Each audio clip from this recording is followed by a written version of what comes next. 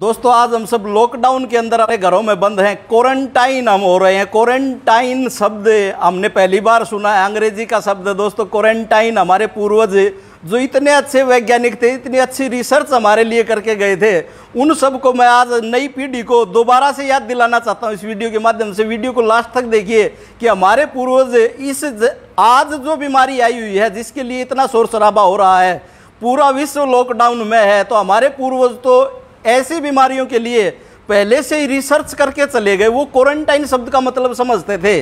कैसे समझते थे, चलो आपको भी एक नए संदर्भ में आज मैं समझाता हूं। दोस्तों बच्चे के जन्म से लेकर जब किसी भी घर में कोई नया बच्चा जन्म लेता था तो 1 महीने के लिए उस जच्चा बच्चा को घर के अंदर ही क्वारंटाइन करते थे, एक अलग कमरे में रखते थे। और बाहर से आने जाने वाला, उसके मायके से भी कोई व्यक्ति आता था तो उसको भी 5 से 7 घंटे अलग बिठाकर फिर उसके साथ मिलने देते थे। ऐसी हमारी समृद्ध परंपरा थी।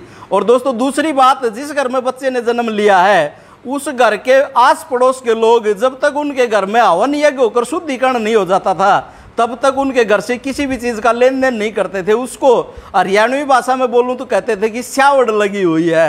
जब उनके घर से वो निकल जाती थी तो उसके बाद लेना देना शुरू करते थे। दोस्तों उसके बाद बताता हूँ कि हमारे यहाँ तीज त्यौहार मनाकर साल में 2 बार कम से कम पूरे घर की चूने से पुताई करते थे, यानी घर को सैनिटाइज करते थे।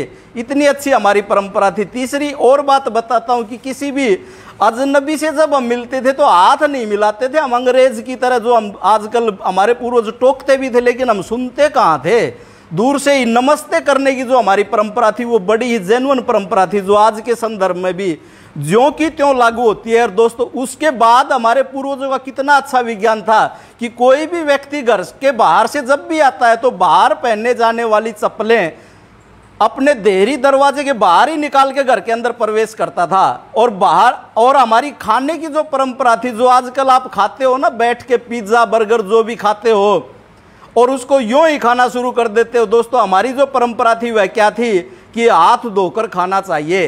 हाथ धोकर हम खाते थे। दोस्तों उसके बाद जो आज के संदर्भ में सबसे बड़ी खोज हमारे पूर्वज करके जा चुके थे कि मृत व्यक्ति के साथ उसके अंतिम संस्कार में जितने भी लोग शामिल होते थे वहां से तुरंत आने के बाद नहाते थे और उन कपड़ों को धोते थे और उसके बाद ही घर में एंट्री करते थे। और घर में पहुंचने से पहले ही मुझे भी पता है और आप सबको भी पता होगा कि जहां भी हमारा अंतिम संस्कार करने की जो गांव से बाहर जगह होती है उसके पास कहीं ना कहीं पानी की व्यवस्था जरूर होती, वहीं से हाथ धोकर आते थे सभी लोग।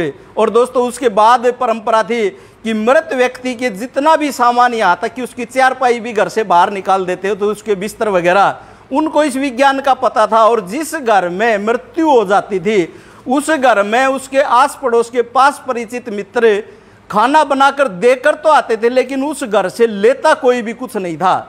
तो दोस्तों इतनी समृद्ध हमारी परंपरा थी। दोस्तों हमारी खास समृद्ध परंपरा आप किसी भी गांव के चारों तरफ कोनों पर नजर दौड़ाकर देखिए, जो लोग मांस मछली खाते थे, मीट इत्यादि खाते थे, उनको गांव से बाहर बसाया जाता था।